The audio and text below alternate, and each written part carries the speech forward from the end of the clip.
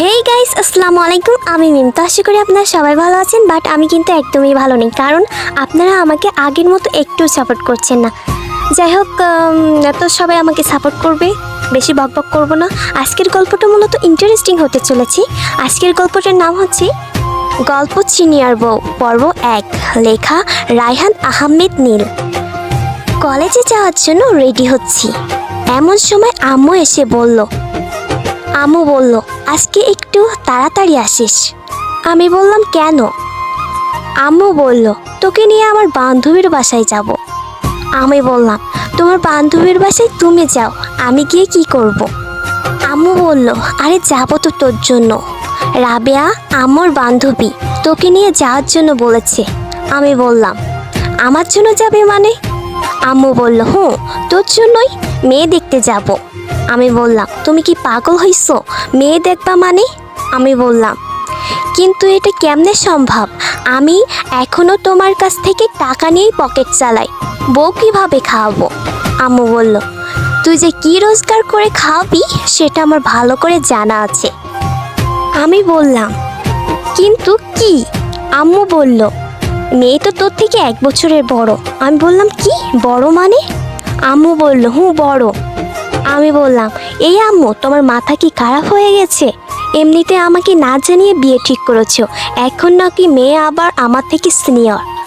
আম্মু বলল, তো সমস্যা কি তোর? আমি বললাম, সমস্যা কি মানে? আরে ছেলেরা সবসময় তাদের থেকে জুনিয়র মেয়েকে বিয়ে করে, এটাই সমাজের নিয়ম। আম্মু বলল, কোন হাদিসে লেখা আছে যে সিনিয়র মেয়ে বিয়ে করা যাবে না? আমি বললাম, দেখো আম্মু, এটা পসিবল না। আজকে যদি মেয়ে আমার থেকে ছোট হতো তাহলে বিয়ের কথা চিন্তা করতাম। আম্মু বলল, আরে আমরা তো মনে করেছিলাম আমার মেয়ে হবে আর রাবেয়ার ছেলে হবে, কিন্তু উল্টোটা হয়ে গেল। রাবেয়ার আগে মেয়ে হয়ে গেল, তারপর তুই জন্ম নিলে। যদি রাবেয়ার ছোট কোনো মেয়ে থাকতো তাহলে তার সাথেই তোর বিয়ে দিতাম, কিন্তু এখন তো রাবেয়ার একটাই মেয়ে, তাই তোকে তাকেই বিয়ে করতে হবে। আমি বললাম, এই আম্মু, তুমি কি মানুষ? নিজের ছেলের সাথে কেউ এমন করে নাকি? আম্মু বলল, মেয়েটা অনেক ভালো, দেখতেও মাশাল্লাহ, তুই একবার তাকিয়ে আর চোখ ফেরাইতে পারবি না। মেয়েটা অনার্স 3য় বর্ষে পড়ে। আমি বললাম, বাহ, 3য় বর্ষ মানে? আম্মু বলল, 3য় বর্ষে পড়ে। আমি বললাম, এই আম্মু, তুমি কি মানসিকভাবে অসুস্থ হয়ে গেছো? মেয়েটা আমার থেকে 2 ক্লাস সিনিয়র আর বয়সে 1 বছরের সিনিয়র, এটা কেমনে সম্ভব? লোকজন আমাকে কি বলবে? আম্মু বলল, যার যেটা ইচ্ছা সেটা বলুক, তুই আজকে তাড়াতাড়ি বাসায় আসবি। আমি বললাম, কিন্তু আম্মু। পুরোটা না শোনার আগেই চলে গেল।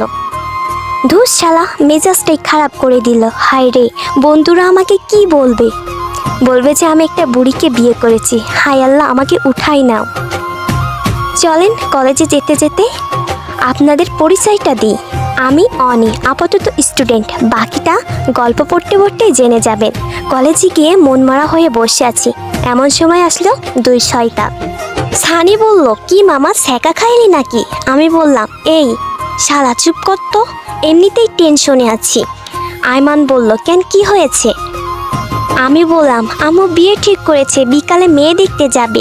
সানি বলল, আরে মামা, তোর লাক তো অনেক ভালো, প্রেম টেম ছাড়াই ডাইরেক্ট বিয়ে, ট্রিট দিস দোস্ত। আমি বললাম, দেখ শালা, ভালো লাগছে না কিন্তু, মেয়েটা আমার থেকে নাকি সিনিয়র। আয়মান বলল, বাহ, সব কিছুতেই ভালো হয়েছে, তুই তো সিনিয়র মেয়েই বেশি পছন্দ করিস, তোর জন্য ভালো হবে। আমি বললাম, আরে শালা, সিনিয়র পছন্দ করি ঠিক আছে, তার মানে এই না যে সিনিয়র কাউকেই বিয়ে করতে হবে। সানি বলল, হালার পুত, মিথিলা আপুর পিছনে কতদিনই না ঘুরেছিস, ভুলে গেছিস নাকি? উনি তো সিনিয়র ছিল। আমি বললাম, ধুর, মিথিলার সাথে অন্য কাউকে মিলাবি না, মিথিলা হলে তো কথাই ছিল না। আয়মান বলল, কেন, মিথিলার মধ্যে এমন কি আছে? আমি বললাম, চুপ কর শালা, এখন একটা বুদ্ধি দে, কি করে বিয়েটা বন্ধ করা যায়। সানি বলল, মেয়েটা কেমন? আমি বললাম, দেখিনি এখনো। আয়মান বলল, আগে দেখে আয় মেয়েটা কেমন, তোর পছন্দ হলে করিস, না হলে করিস নে। আমি বললাম, কিন্তু আম্মু তো ওর সাথে আমাকে বিয়ে দেবে। সানি বলল, আরে তুই আগে দেখে আয়, সুন্দর হলে আমাকে বলিস, আমি নিজেই করব, আমারও অনেক ইচ্ছা সিনিয়র কাউকে বিয়ে করা। বললাম, এই তুই মানুষ? শালা, আমি আছি আমার টেনশনে আর তুই মজা নিচ্ছিস। সানি বলল, মজা না সত্যি, আগে দেখে আই, বাকিটা পরে দেখা যাবে। আমি বললাম, আচ্ছা ঠিক আছে, দেখি কি করা যায়। এরপর তিনজন মিলে একসাথে ক্লাসে চলে গেলাম। আমি 2টা ক্লাস করে বাসায় আসলাম। দেখি আম্মু কার সাথে হেসে হেসে কথা বলছে। আমাকে দেখে বলল, আম্মু বলল, ওই তাড়াতাড়ি কর, তোর হবু শাশুড়ি কল দিয়েছে। বুঝতে আর দেরি হলো না আম্মু কার সাথে কথা বলছে। এদিকে রাগে আমার পুরো শরীরটা জ্বলে যাচ্ছে। যাই হোক, খাওয়া দাওয়া করে রেডি হয়ে একটা সিএনজি করে রাবেয়া আন্টির বাসায় উদ্দেশ্যে রওনা দিলাম। 1 ঘন্টা পর একটা বাসার সামনে নিয়ে গিয়ে গাড়ি থামলো। আমি আর আম্মু ভিতরে গেলাম। আম্মুকে দেখে একটা মহিলা এসে জড়িয়ে ধরে মরা কান্না কাঁদতে শুরু করলো। এদিকে রাগে আমার গা জ্বলছে। মহিলাদের এত আবেগ কোথা থেকে আসে কে জানে। এই দেখলাম ভালো, এখন দেখি আবার কান্না করছে। আমাকে তো আল্লাহ বোমা মারলেও কান্না আসবে না। যাই হোক, একটু পরে রাবেয়া আন্টি আমার দিকে তাকালো। আম্মু ইশারায় আমাকে সালাম দিতে বলল। আমি সালাম দিলাম। আমার কাছে এসে বলল, আন্টি বলল, এই সুপিয়া, আম্মুর ফেক নাম, এটা তোর ছেলে নাকি? আম্মু বলল, হুঁ, এটা তোর হবু জামাই। আন্টি বলল, কত বছর হয়ে গেছে? আন্টি বলল, কত বড় হয়ে গেছে জানো বাবা, তোমাকে সেই ছোট্টবেলায় দেখেছি, কত হিসু করেছো, আমার কলিতার হিসাব নাই। যা কথা বলছি এখানে, আর উনি চলে গেছেন। কোথায় হিচু করছি, কোথায় হাগু করছি। যাই হোক, আমি সুপার রুমে গিয়ে বসলাম। আম্মু আর রাবেয়া আন্টি কথা বলতে বলতে ওপরে চলে গেল। একটু পর আম্মু নিচে আসলো, এসে আমাকে বলল, আম্মু বলল, এই মুখ এমন করে রাখিস কেন, একটু হাসি খুশি থাক। আমি বললাম, হাই রে আম্মু, বুঝলা না তুমি, আমার কান্না আসছে। আম্মু বলল, চুপ কর, একটু পর বউ আসবে তোর সামনে।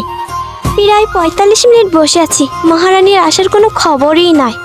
অবশেষে আসলো। মহারানীকে দেখেই, হেই গাইস, আমার ভিডিওটা যদি ভালো লেগে থাকে তাহলে লাইক, কমেন্ট, শেয়ার অ্যান্ড আমার ইউটিউব চ্যানেলটা সাবস্ক্রাইব করতে ভুলবেন না। ধন্যবাদ সবাইকে।